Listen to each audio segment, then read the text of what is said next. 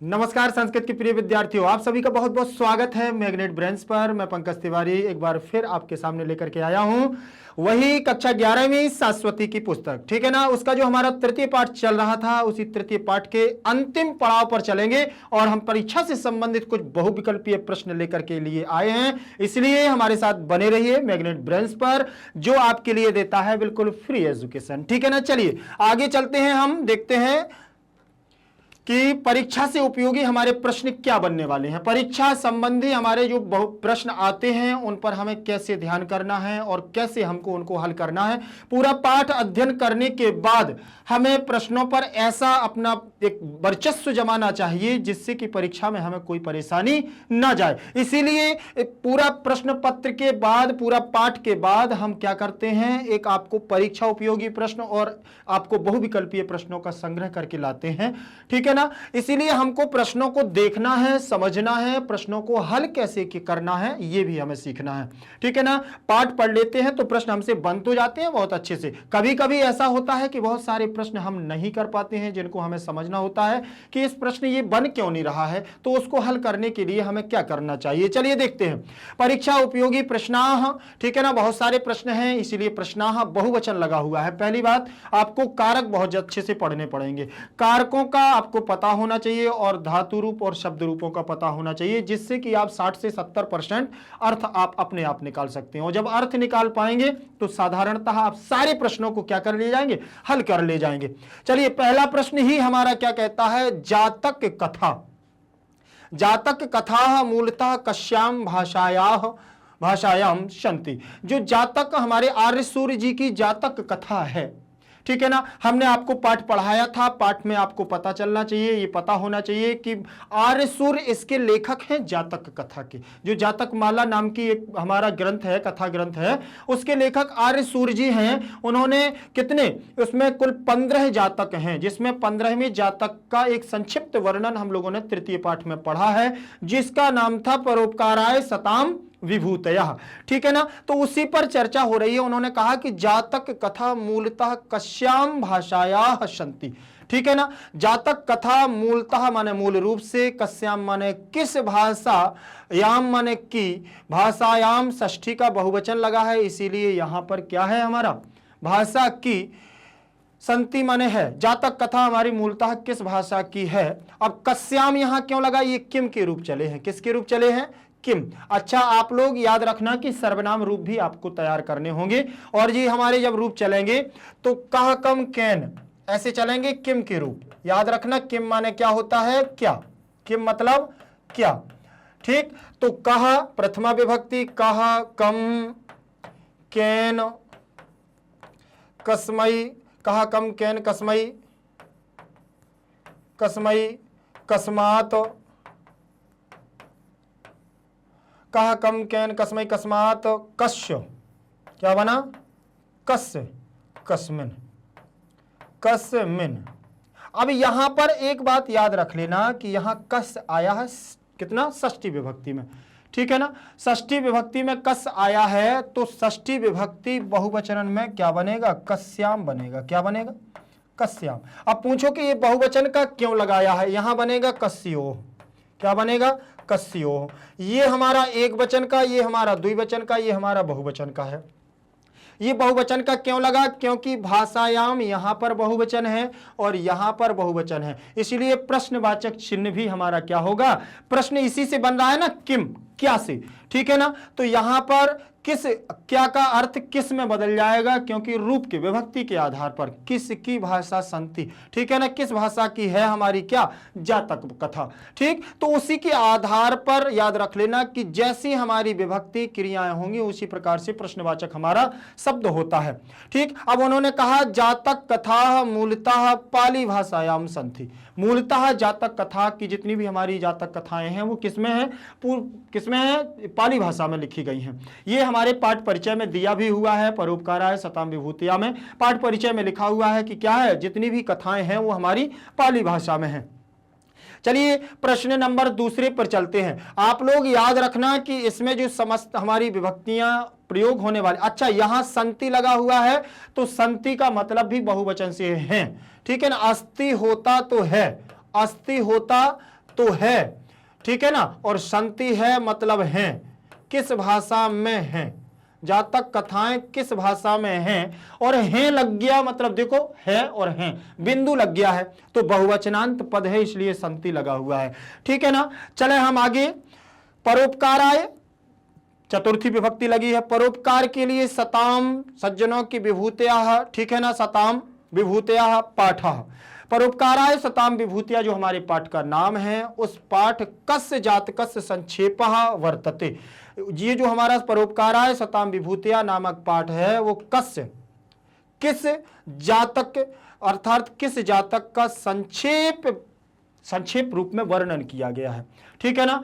तो कौन सा जातक लिया गया था हमारा, मत्स्य जातकम, कौन सा 15वें नंबर का मत्स्य जातकम नामक एक आप लोगों ने पढ़ा होगा, पूरे पाठ में दिया हुआ है मत्स्य जातकम नामक 15वां इनाम का जिनका जातक था, तो उसी जातकस्य के देखो संक्षिप्त वर्णन दिया है, परोपकाराय सताम विभूतियाः पाठः मत्स्य जातकस्य संक्षेपः वर्णन वर्तते। अर्थात मत्स्य जातकम नामक जो हमारा जातक है, जातक माला कथा में, उसका ये संक्षिप्त रूप हमने यहां पर पढ़ा था, जो हमारा तृतीय पाठ में हम पढ़ रहे थे, ठीक। तो यहां पर अपन लोगों ने प्रश्न को हल कैसे किया, पहले हमें देखो इसका जो पहले ये तो हमें पता होना चाहिए कि हमारे पाठ का शीर्षक है, फिर हमने यहां से लगाया कि पाठः कस्य जातकस्य संक्षेपः, पाठ में किस पाठ के किस जातक का संक्षिप्त वर्णन है, ठीक है ना। अब जातक के, अब का के की यहां षष्ठी विभक्ति लगी है तो कुछ ना कुछ तो जातक का या जातक के, ठीक है ना, तो किस जातक के संक्षेप रूप में यहां वर्णन किया गया है, तो इस प्रकार से हम अर्थ निकालेंगे कारकों के आधार पर। तो परोपकाराय सताम विभूतिया पाठस्य मत्स्य जातकस्य, अब यहां षष्ठी लगी तो तत्काल हमने जातकस्य में भी क्या लगा दी, षष्ठी विभक्ति लगा दी, और षष्ठी का प्रथमा एक वचन का रूप है, जातकस्य संक्षेपः वर्तते, अर्थात परोपकार जो सताम विभूतिया पाठ है उसमें मत्स्य जातकम नामक संक्षिप्त वर्णन किया गया है।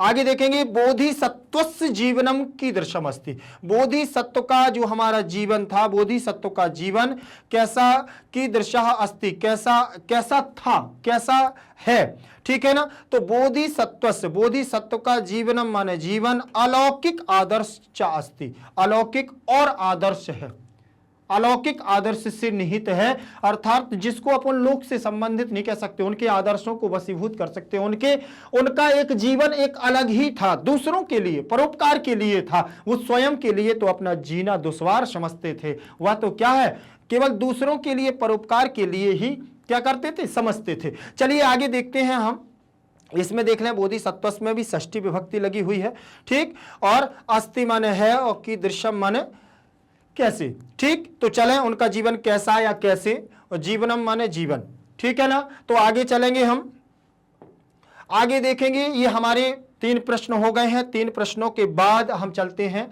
चौथा नंबर का प्रश्न। चौथा नंबर का प्रश्न हमारा क्या कह रहा है वो देखेंगे, सत्वानाम भाग्य वैकल्यात किम अभवत, ठीक है ना। सत्य के जो हमारा सत्य का भाग्य है, आपने देखा कि पाठ में हम लोगों ने पढ़ा था, पाठ में पढ़ते समय हमें पता चला था कि भाग्य के वैकल्य, भाग्य के बस में अचानक एक ऐसा भाग्य हमारा परिवर्तित हुआ कि किम अभवत, क्या हो गया था, भाग्य के बस में भाग्य के परिवर्तन से क्या हो गया था, ठीक। अभवत रूप लगा हुआ है तो ये हमारा लंग लकार का रूप लगा हुआ है, किसका, लंग लकार भूतकाल का रूप लगा हुआ है, प्रथम पुरुष एक वचन का रूप भूतकाल, ठीक है ना, भू धातु से भवत, ठीक है ना, और यहां बनेगा हमारा अताम, अभवताम द्विवचन में बनेगा, और क्या बनेगा, अताम अन, अभवन बन जाएगा हमारा किसमें, बहुवचन में, ठीक है ना।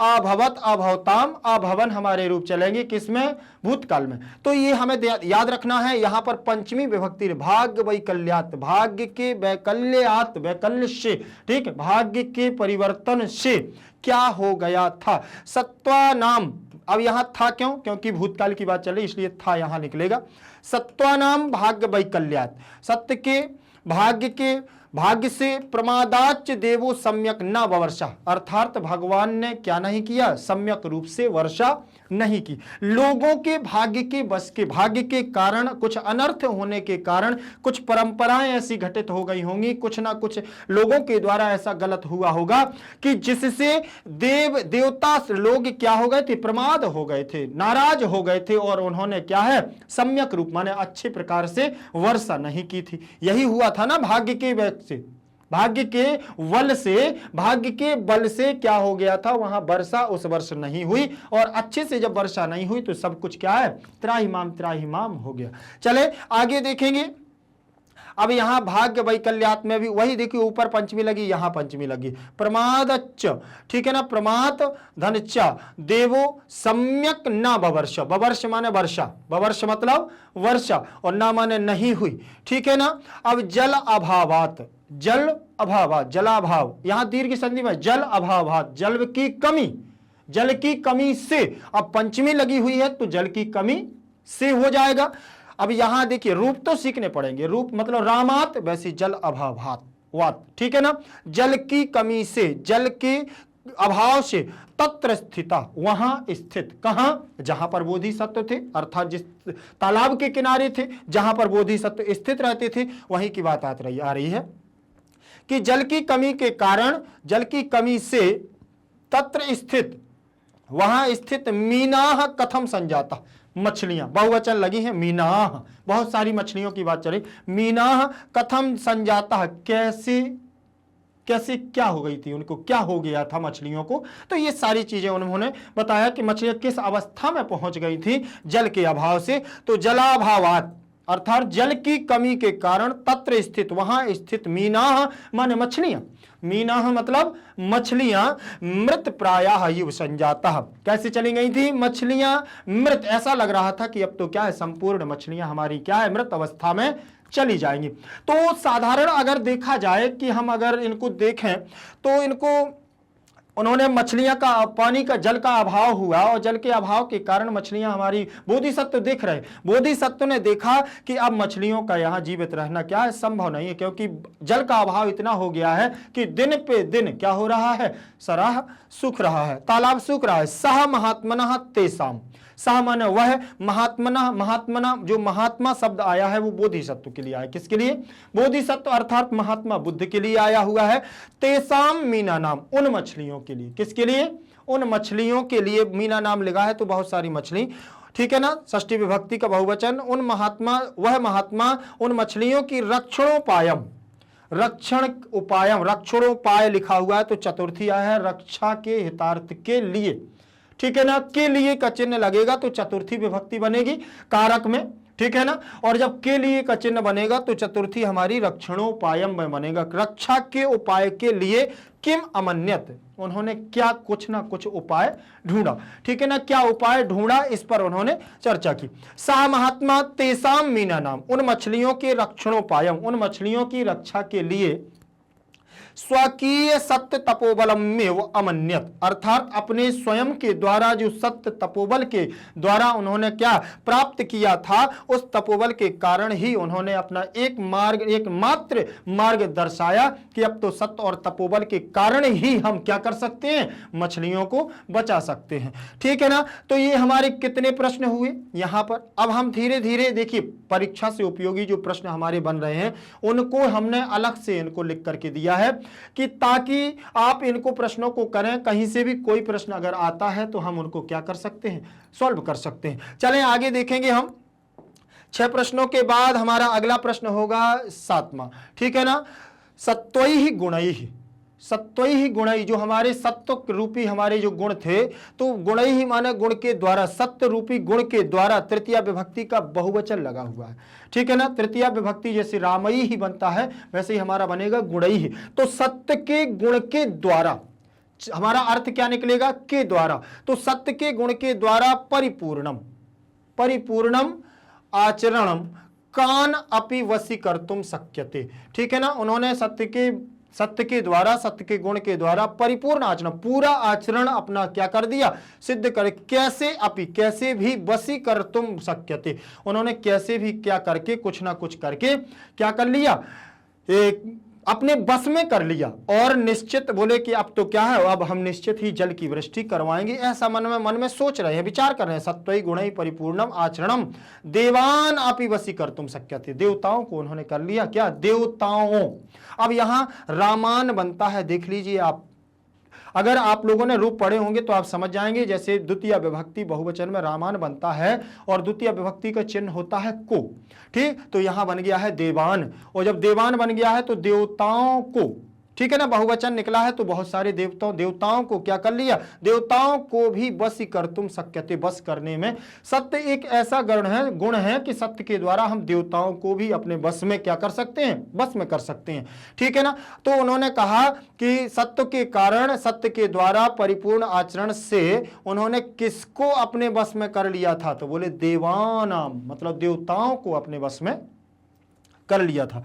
अब देखें बोधिसत्वस्य, बोधिसत्व ने बोधिसत्व से षष्ठी लगी हुई है, तो बोधिसत्व के प्रार्थना करने पर, ठीक है ना, प्रार्थना नाम श्रुत्वा, बोधि कर्तुक, बोधिसत्व जो हमारे कौन थे, महात्मा बुद्ध थे, उनके प्रार्थना करने पर, उनकी प्रार्थना को सुनकर, षष्ठी विभक्ति प्रार्थना नाम, तो प्रार्थना को सुनकर, अब यहां कित्वा प्रत्यय लगा हुआ है इसलिए करके का अर्थ निकलेगा, श्रु धातु और कित्वा प्रत्यय तो श्रुत्वा बन जाएगा, तो सुन करके, तत्र को आगतवान, वहां कौन आ गया था, आगतवान, यहां पर भी देखिए कौन सा हमारा आगतवान में कौन सा प्रत्यय लग जाएगा, हमारा सानच प्रत्यय लग जाएगा, ठीक है ना। आगतवान क्या बनेगा, आगतवान, सानच प्रत्यय, आ उपसर्ग लग जाएगा, गत धातु में वान प्रत्यय लग जाएगा, सानच में आन का वान, ठीक है ना, मान हो जाएगा, वान हो जाएगा और यहां बन जाएगा आगतवान, ठीक। तो वहां तत्र माने वहां और को माने कौन और आगतवान माने आ गया था, कौन आ गया था, ठीक है ना। बोधिसत्व के प्रार्थना को सुनकर, तत्र माने वहां, कौन आ गया था। देखिए पूरा अर्थ अगर आपसे आ रहा है तो आपको, अगर आपने कहानी पढ़ी हुई है तो सारी चीजें आपको अर्थ, आपको प्रश्न वहां चिल्ला चिल्ला करके कहेगा कि मैं इसका उत्तर हूं, ठीक है ना। अब देखें बोधिसत्व के की प्रार्थना को सुनकर, तत्र माने वहां, देवानाम इंद्राः शक्रः, देवानाम इंद्र, देवताओं के, इंद्र माने स्वामी, देवताओं के स्वामी कौन, बोले शक्रः माने इंद्र, देवराज इंद्र आगतवान, आ गए थे, कौन आ गए थे, देवताओं के स्वामी शक्र वहां पर आ गए थे और उनकी प्रार्थना को सुना। किसने प्रार्थना की थी, बोधिसत्व ने, तो बोधिसत्व की प्रार्थना को सुनकर। अब आप एक बात याद रख लेना कि अगर आपको ये पता नहीं है कि ये षष्ठी विभक्ति लगी, इसमें षष्ठी लगी हुई है, इसमें कित्वा प्रत्यय लगा हुआ है, इसमें तत्र माने क्या होता, देवानाम में क्या लगा, इंद्र माने क्या होता, शक्र माने क्या, आगतवान कहाँ की धातु है, क्या है, तो संभव थोड़ा सा है, आप रट्टा मार करके अर्थ निकाल सकते हैं, ठीक है ना। बाकी आप सही रूप से व्याकरणिक तौर से उसका अर्थ नहीं निकाल पाएंगे। तो आपको ये सारी चीजें आनी चाहिए, व्याकरण आपकी क्या होनी चाहिए, प्रबल होनी चाहिए, मजबूत होनी चाहिए, आप बहुत अच्छे से अर्थ निकाल पाएंगे। लेकिन हम आपसे कहते हैं कि आप कारक सीख लीजिए, शब्द रूप धातु रूपों को सीख लीजिए, तो आप 60-70% अर्थ निकाल लेंगे, इतने में अपना काम हो जाएगा, विद्वान नहीं बनना है, ठीक है ना। लेकिन कमजोर भी नहीं रहना है, तो ऐसा भी करना है, ठीक है ना। तो क्योंकि आप लोगों के लिए ये क्या है, संस्कृत, आप विद्वान उसको बनना है जो वास्तविकता में संस्कृत के लिए जी रहा है। लेकिन संस्कृत एक ऐसी देववाणी है, संस्कृत ऐसी वेदवाणी है कि हमें इसके लिए कुछ ना कुछ तो अपना क्या करना चाहिए, परिश्रम करना चाहिए, और इसको पढ़ने मात्र से हमारी आत्मशुद्धिकरण होता है। इसीलिए हमें क्या है, इसको नकारात्मक रूप से नहीं लेना चाहिए, इसको हमको सकारात्मक रूप में लेना चाहिए और निश्चित है कि ये हमसे बनेगी। चलें आगे देखें, प्रिय वचनैः, प्रिय वचनों के द्वारा, प्रिय वचनैः, प्रिय माने मीठे वचन, और वचनई में बहु क्या लगी हुई है, बहुवचन तृतीय लगा हुआ है, तो प्रिय वचनों के द्वारा, से के द्वारा, प्रिय वचनों से या प्रिय वचनों के द्वारा, सन आराध्य, उनकी आराधना की, किसकी, तत्रैव को अंतर्दधे, जिसकी आराधना की और वहीं से क्या हो गए, अंतर्दधे माने अंतर्ध्यान हो गए हैं। अब प्रिय वचनों के द्वारा वहां आराधना की और वहां पर तत्रैव माने वहां से क्या हो गए थे, अंतर्ध्यान कौन हो गए थे, को माने को, अंतर्दधे माने अंतर्ध्यान हो गए थे। प्रिय वचनों के द्वारा आराधना करके तत्रैव इंद्रः अंतर्दधे, आपने देखा होगा कि वहां पर हम लोगों ने जब वो पढ़ा था पाठ, तो उसमें देखा था कि प्रार्थना की इंद्र ने किसकी? बोधिसत्व की। जब वो कह रहे थे कि बादलों को रोक लो, अभी जाने मत दो, वर्षा होना है, अभी वर्षा और होने दो, ऐसे उन्होंने प्रार्थना कर रहे थे। तो हमारे इंद्रदेव वहीं पर प्रकट हुए थे। फिर उन्होंने प्रार्थना की थी बोधिसत्व की, और बोधिसत्व की प्रार्थना करने के बाद जब उन्होंने और घनघोर घटाओं के साथ क्या करवा दी थी? वर्षा करवा दी थी। फिर वहीं से उन्होंने उनको आराध्य करके, आराधना करके इंद्र वहां से क्या हो गए थे? अंतर्ध्यान हो गए थे। तो इस प्रकार से यहां पर क्या है, उन्होंने सारे प्रश्नों को, एक एक प्रश्नों को उठा उठा करके रखा है। सारे हमारे पाठ से संबंधित प्रश्न हैं, ठीक है ना।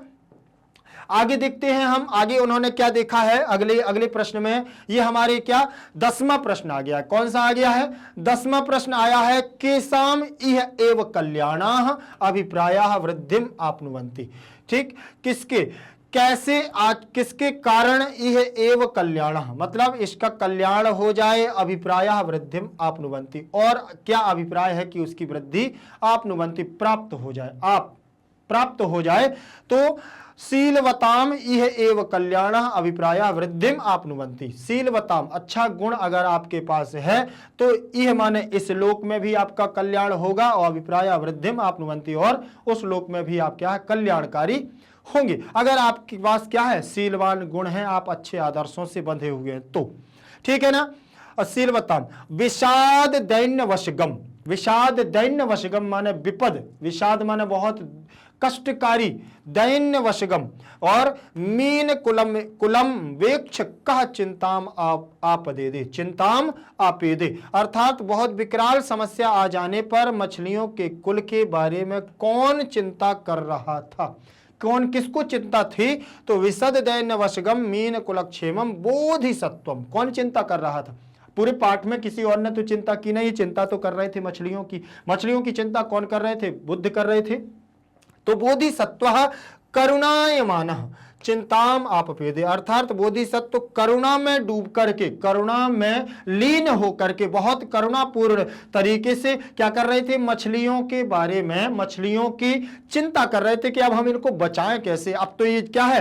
मृत प्रायः, अर्थात ये मृत अवस्था में चली जाएंगी, क्योंकि दिन पे दिन क्या है? सरोवर का पानी क्या हो रहा था? सूख रहा था, और सूख करके क्या हो गया था? बिल्कुल पोखर की तरह हो गया था। जैसे तालाबों में पानी पहले भरा रहे, कहां? तटों से, किनारों से, अगर धीरे धीरे सूख सूख करके वो बीच में आ जाता है थोड़ा सा, और जब बीच में आ जाता है तो फिर चारों तरफ से क्या है? उसमें लोग, जानवर उसमें जाने लगते हैं। तो मछलियों का क्या होने लगा था? अब वहां से मृत होने लगी थी मछलियां, माने, और पक्षियों के द्वारा मछलियों को पकड़ा जाने लगा था। इस वजह से क्या है? वह बहुत ज्यादा दैन्य वशगम में थे, और उन्होंने करुणापूर्ण रूप से उनकी चिंता सताए जा रही थी। अब देखेंगे, अब यहां पर देख लें, अब जैसे इन्होंने देखा वेक्ष, यहां ल्यप प्रत्यय हो जाएगा। अब करुणाय, करुणाय में भी यहां देखो चतुर्थी विभक्ति, करुणा के लिए चिंताम आप पेदे, यहां दीर्घ हो जाएगी, दीर्घ संधि, चिंताम अलग हो जाएगा और आपेदे अलग हो जाएगा, ठीक है ना। तो ये सारी चीजें हमें याद रखना है कि कल्याणा में भी हमारी कौन सी विभक्ति लगी हुई है? बहुवचनांत विभक्ति लगी हुई है। अभिप्रायाः में भी क्या लगी हुई है? हमारी बहुवचनांत है। तो आपनुवन्ति, अगर ये आपको ना बन रहा हो तो याद रख लेना कि आपनुवन्ति क्या बनेगा? आपनुतः, वो बनेगी आपनोति, आपनुतः, आपनुवन्ति, ठीक है ना। लट लकार में हमारा रूप बनेगा, लट लकार प्रथम पुरुष, ये बहुवचन का रूप है आपनुवन्ति। आप धातु रहेगी, कौन सी धातु रहेगी? आप धातु रहेगी, और आपनोति हमारा बनेगा आपनोति, ऐसे बनेगा हमारा एक वचन में आपनुतः, ठीक है ना। आपनुतः ऐसे बनेगा हमारा द्विवचन में, और आपनुवन्ति जो आपका स्क्रीन पर दिया हुआ है वही बनेगा हमारा आपनुवन्ति, बहुवचनांत पद है, ठीक है ना। तो लट लकार वर्तमान काल का रूप है। चलें आगे देखेंगे हम। अगला प्रश्न हमारा क्या है? अगला प्रश्न है हमारा 12 नंबर का, 12 नंबर का, संस्कृत साहित्य। संस्कृत साहित्य में, संस्कृत साहित्य में, क्योंकि सप्तमी लगी है तो मैं पर का हमें अर्थ निकालना पड़ेगा। संस्कृत साहित्य में कासाम विशेष महत्व अस्ति, संस्कृत साहित्य में कैसा विशेष महत्व है या किसका विशेष महत्व है? तो ये आप देख लें, ठीक है ना। किसमें है, किसका महत्व है? संस्कृत साहित्य, संस्कृत साहित्य में जातक कथा नाम, जातक कथाओं का षष्ठी विभक्ति का बहुवचन लगा है तो का अर्थ निकलेगा। संस्कृत साहित्य में जातक कथाओं का क्या है, विशेष महत्वम अस्ति, विशेष महत्वम अस्ति, विशेष रूप से महत्व जातक कथाओं का है। ठीक है ना। तो ये हमारे क्या है, प्रश्न हो गए 12 नंबर के प्रश्न। 12वां प्रश्न के बाद अब देखते हैं हम, इसमें हमारे शायद इसमें हमारे केवल 12 ही प्रश्न होंगे और देखते हैं, चलिए और हैं अगर हैं कि नहीं। चलिए कोई नहीं, आज की क्लास हमारी यहीं तक रहेगी। ये हमारे थे परीक्षा उपयोगी प्रश्न। परीक्षा उपयोगी प्रश्नों को हम लोग इसलिए हल करते हैं जिससे कि परीक्षा में हमें ना जाए क्या, परेशानी। ठीक है ना। तो बने रहिए, याद रखिएगा हमारे मैग्नेट ब्रेन्स पर हम लोग क्या करते हैं, निःशुल्क शिक्षा देते हैं। तो आप लोग भी निःशुल्क शिक्षा प्राप्त करने के लिए बहुत अग्रसित रहिएगा। इसमें समस्त बोर्डों की हमारे यहाँ क्या दी जाती है, बिल्कुल फ्री आप लोगों को दी जाती है शिक्षा, चाहे वो किसी भी बोर्ड का हो, चाहे वो सीबीएसई इंग्लिश बोर्ड हो, हिंदी मीडियम हो, चाहे वो यूपी बिहार हो, कोई भी बोर्ड हो, यहां पर आप लोगों को बिल्कुल फ्री ऑफ कॉस्ट शिक्षा दी जाती है। तो बने रहिए आप हमारे साथ मैग्नेट ब्रेन्स पर। और आपको एक बात और बता दूं कि हमारी इस संस्था के द्वारा आप लोगों को नोट्स भी प्रोवाइड कराए जाते हैं। तो आप लोग लिंक पर जाकर के हमसे करें संपर्क और नोट्स भी प्राप्त कर सकते हैं। धन्यवाद।